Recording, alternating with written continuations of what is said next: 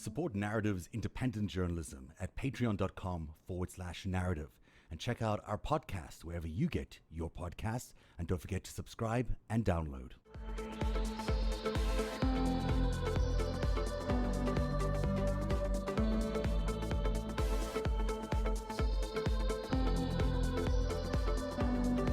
Today in Traitor Doom. Well, let's talk about Leon Black. Let's put him up in the main box here. So this guy, he's actually under investigation now in the British Virgin Isles as part of the Epstein investigation.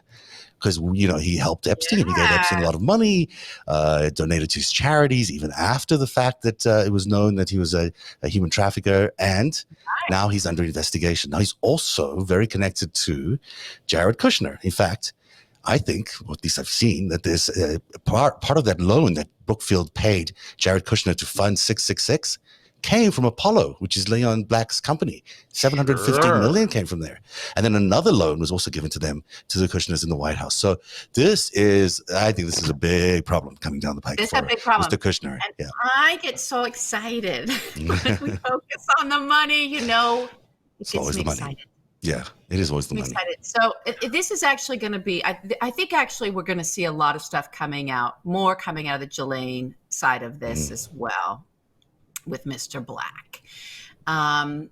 He's in a lot of trouble, and he doesn't seem to me, you know, I said from day one with Paul Manafort he's born to go to prison. Like he's a bad criminal. He's a bad guy. He's one of my guys, right? Like these guys in organized crime, you know, the old world guys, right? That are still by all of that stuff. And he's fine. He knew he was going to have to go away at some point. You know, probably had plenty of family members, had plenty of sort of grown up in an environment where it's like, oh yeah, you might have to go away, right? So, and he actually looked great coming out of prison. I was like, oh, he looks better. They can. Yeah. Sort of his place. I had this picture of him. Where was his picture up here? Where he belongs, and he was clearly, you know, thriving. Okay, so you can sort of see him there. He looks okay. He looks like he's come off a beach. He looks better. I don't think Bannon or Leon Black are going to do so well. No, I don't think so. No, they're not creatures of the prison population. I don't. So what happens is, then they just start talking when they can feel that. Well, can I hip the audience from my competitive intelligence perspective as to what private equity is and what it's been doing in this? Go for it. I might even give you the big center. All right, because now we're in my now we're in my sweet spot, because while I've worked with governments a long time and I know the spook game, my real thing is competitive intelligence, looking with an intelligence skill set at what's going on in business behind the scenes. And if you've been doing that as long as I have, you've been watching the increasing prevalence of what's known as private equity, which is a corporate type legal and financial structure that would almost remind you of Wall Street, except they don't follow the same rules as our regular old C Corps, big giant corporations that live in an American state, and they organize capital, and that capital comes through the stock market, and you and your pension fund, or with your spare capital, I like this company, I'm going to put $200 down on it, and you buy some stock, and then it goes up, and everything's kind of rational. That's your standard corporate finance structure. It can't be mom and pop necessarily. You get family businesses. It's our family has all this money, and we own it, and it's private, and that's one thing. But most companies, like 30, 40 years ago, most of your really big companies were straight up corporations that raised money through the stock market and paid taxes a certain way. And everything was, you know, you owed quarterly reports out to all those shareholders. Remember that? Yeah. You go to the Securities and Exchange Commission. This is my stuff, guys. Right. You go to the Securities and Exchange Commission database. You go to Edgar database. You start pulling the 10Qs, the 10Ks, the 8Ks. You get your yearly reports, your quarterly reports, where you gotta say, hey, you're putting your money into this, Mr. Consumer, or somebody who's a professional in an investment bank who goes, I really like this company. I'm going to do deeper research than you, small guy. You do this analysis and the information's out. It's not perfect, because accounting is a pack of lies agreed upon, is one of the jokes in the business. But it's at least a coherent story that has to be put up under under scrutiny. So that's the same rules all the time. You know, accounting, it does have the same rules. Well, they may not be equally applied, but you sort of are the same thing that you look at every time. You know what the rules are and you follow them. GAAP, generally accepted accounting principles. Yes. Except no substitute. So your accountants use GAAP. They may be hedging. Everyone's is. And the SEC, your rules are all the same. You owe a quarterly report at this time. This has got everything has certain rules. Yeah. Well, I've been in this game about 23 years, and every year it's gotten a little more batshit. So one of the things that has thrown everything off is the use of private equity. So private equity, if you have fewer than, I believe, 200 different investors in any deal, you don't have to report. Oh, really? That's the thing. 200. That's the limit. I didn't realize. Yes, that's all it is. It's the limit. Yes, because some of these guys get arrogant, and when they think they're undercover, and if they get over, I believe it's 200 partners in the deal, they get over that. All of a sudden, they start leaving trails that they may not remember that they owe. But it's not given as much scrutiny as the major traded stocks and whatnot, or companies that are on the stock exchange that way.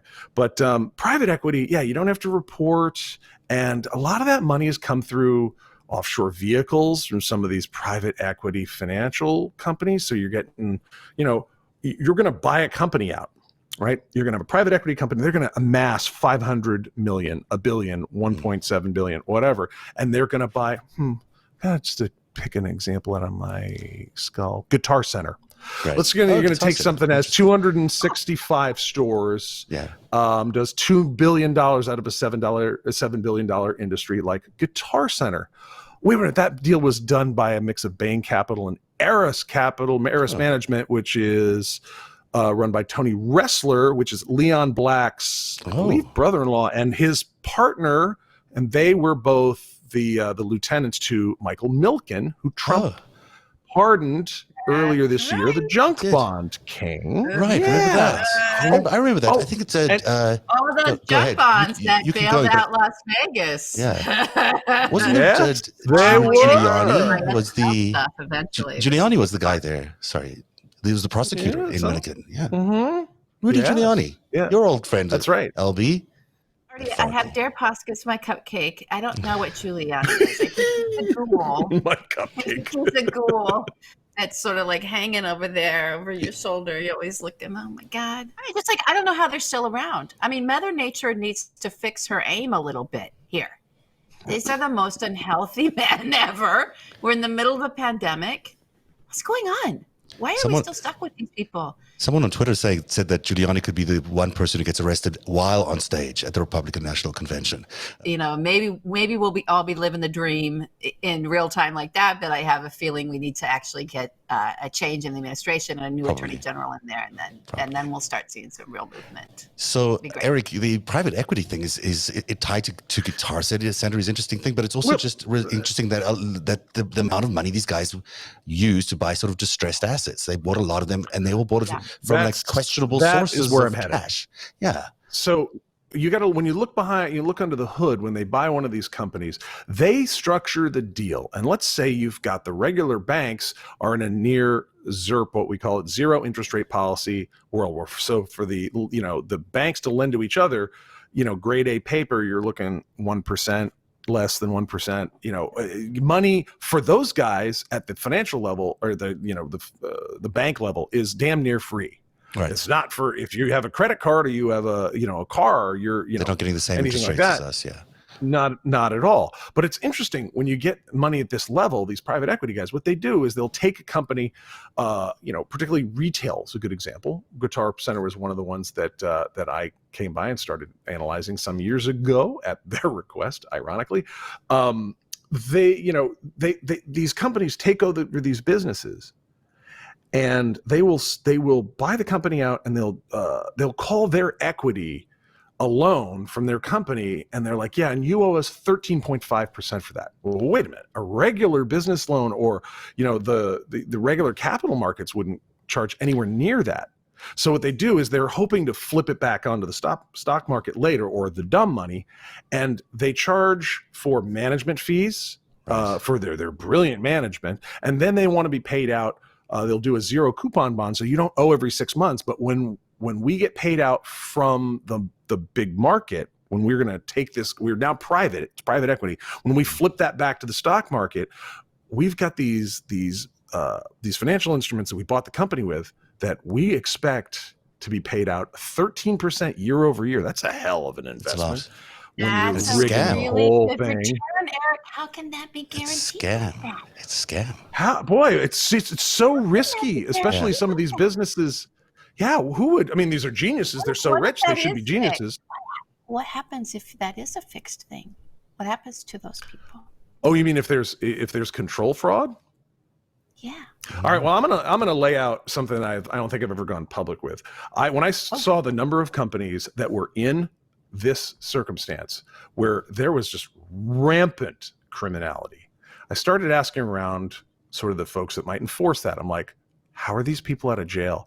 And I found out how many businesses are running like this. And there was fear that if we start investigating and prosecuting, where the hell do we stop? Everything That's will collapse. Right. That's one of the things that has kept these scumbags in their unearned position in society, because it's not just money.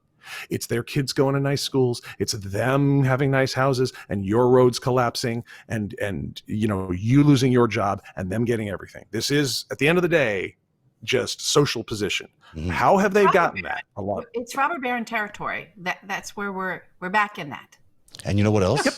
You know what else? Look, this guy, Vladimir Putin over here at a conference with Leon Black.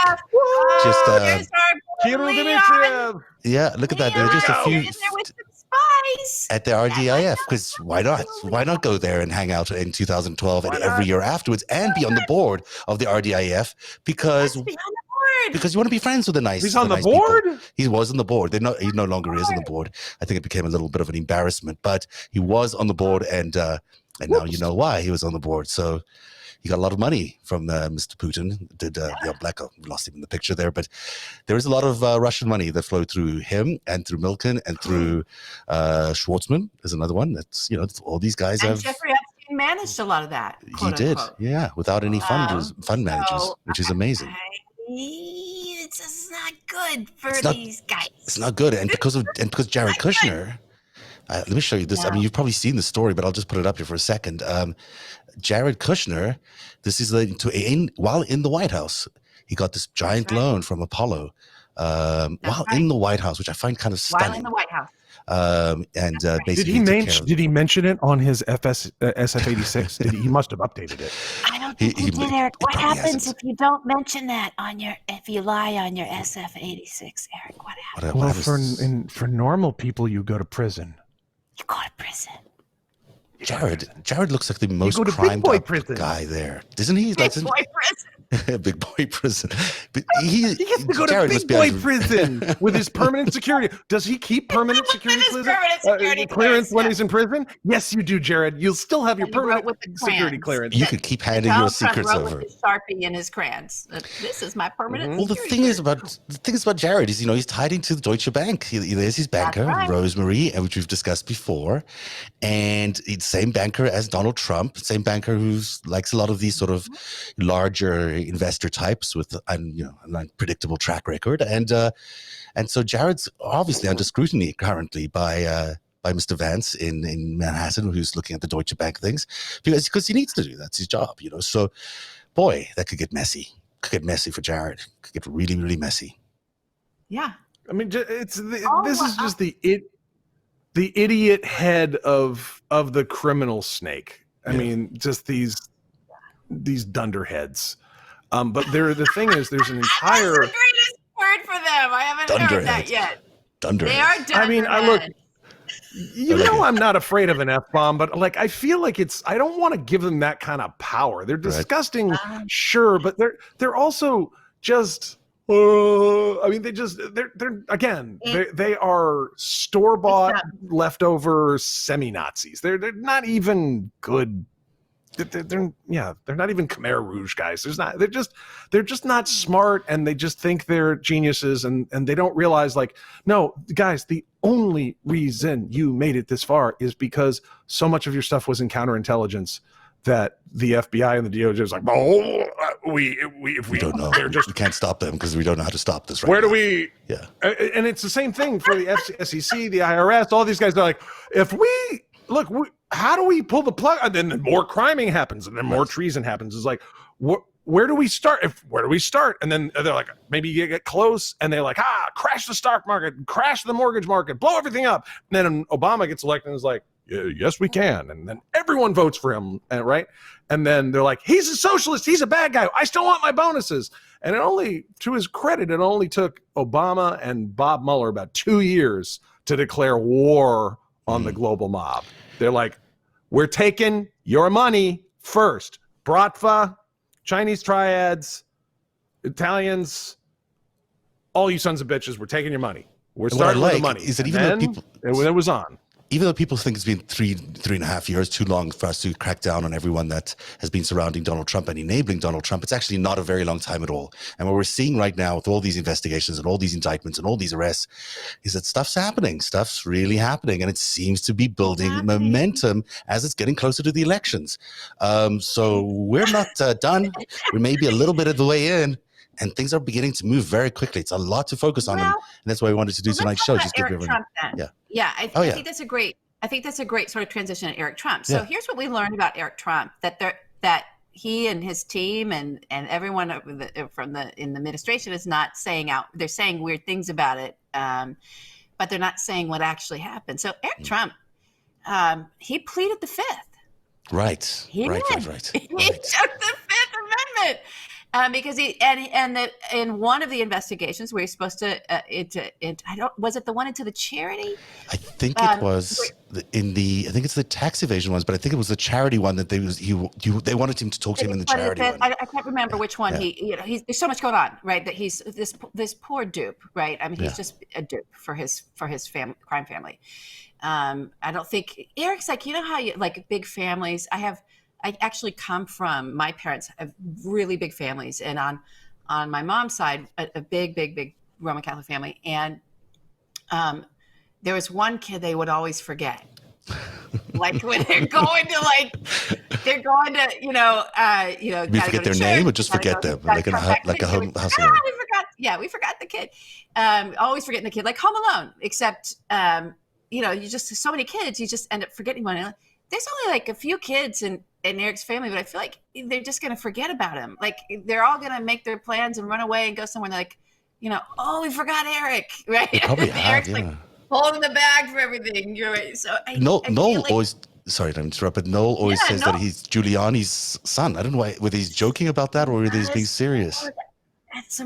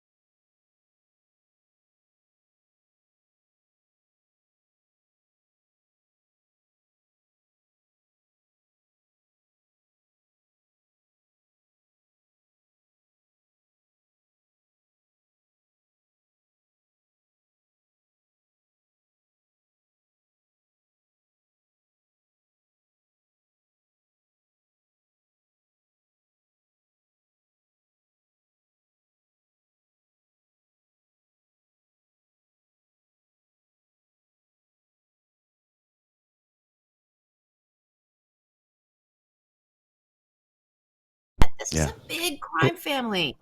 For decades and decades. It was with Fred. It is with Donald. And now it is with the kids. They're a crime family. Decades and decades and decades of this. And they've been lying about their worth. Money laundering and fraud. And there's probably a whole shit ton of RICO in there we don't know about. So, it is gonna come tumbling down. There's no way it's not gonna come tumbling down. Trampling down. That's a whole new word. Trampling down. It will get to, and it has to get to Trump because like every good mob investigation, it's got to go to the head and they'll need to go there. So it's rolling it up. That's exactly correct. That's the first thing I learned from you. So there we go. Say it again, that there's a lot of Rico. Can you say that again? There's a lot of Rico. We haven't seen Rico? it. I said Rico. I'm gonna get an audio effects button for Rico whenever someone says the word Rico. Rico. Support Narrative's independent journalism at patreon.com/narrative and check out our podcast wherever you get your podcasts, and don't forget to subscribe and download.